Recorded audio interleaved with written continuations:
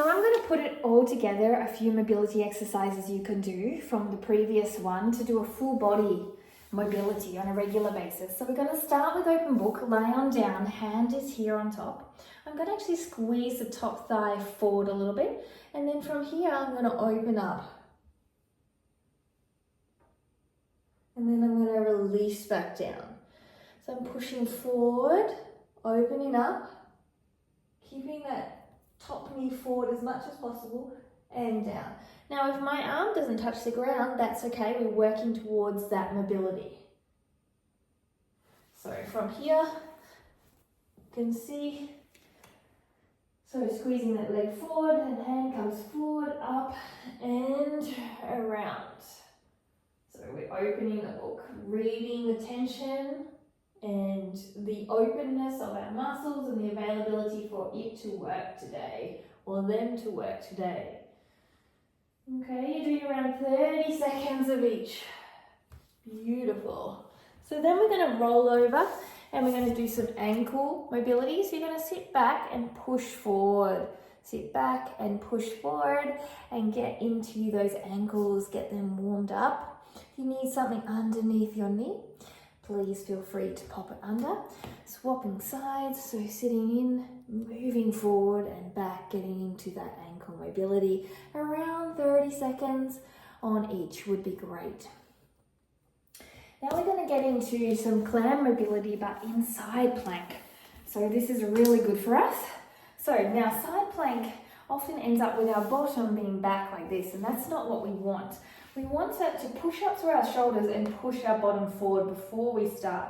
Once we're in a straight line, then we start this clam movement. So then it has the core, the glutes working, the shoulder working as we do this, and pretty much all the body. So remember, as you go through, don't sit back. Really push your hips forward, squeeze your ribs in, push up out of your shoulder, and then start this clam movement. Wonderful. So you're aiming for around 30 seconds. When you start this, it may be a little bit too much. So if it is, start with less and do quality 3 times 10. Now we're going to do a ball squeeze, which is fantastic for inner thigh strength and also for those that have sciatica. Place a ball or a roller or a yoga block in between your knees, something with a little bit of movement. And then you're going to squat down here and you're just going to hold and feel that inner groin area, inner thighs, work. And you're going to hold for around 30 seconds. I can even feel my glutes working, and I'm going to release them a little bit so here I want to untuck that just a little bit to hold it into my abs and my inner thighs more. Okay? So after that, we're going to grab a band and we're going to do some shoulder work in a quadruped position, bird dog. So you're going to hold this band in one arm, and then the other arm is going to lift out to the side, and the other leg is going to extend back. So it's going to look like this, extending the leg back, the arm open and down. Really good stability, good for the shoulders, good for the core. So things to note, I'm not wobbling. I'm not bending my arm. I'm not sinking into my shoulders and core. I'm not opening up in my bottom, okay? These are all things to note. So from here, extending and opening. Extending one arm and one leg. Balance will probably be a little bit less, but you've got this, I promise. All right. Now we're going to do a standing short foot. So you simply stand on your feet and then you're going to rock out and in. Rock out and in. So you're creating movement through the arch of your feet. Spread your toes as much as possible as you do that. You should feel your inner thighs active. You should feel your whole leg line active, your toes active.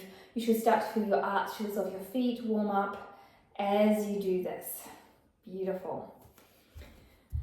So now we're going to go to a staggered deadlift.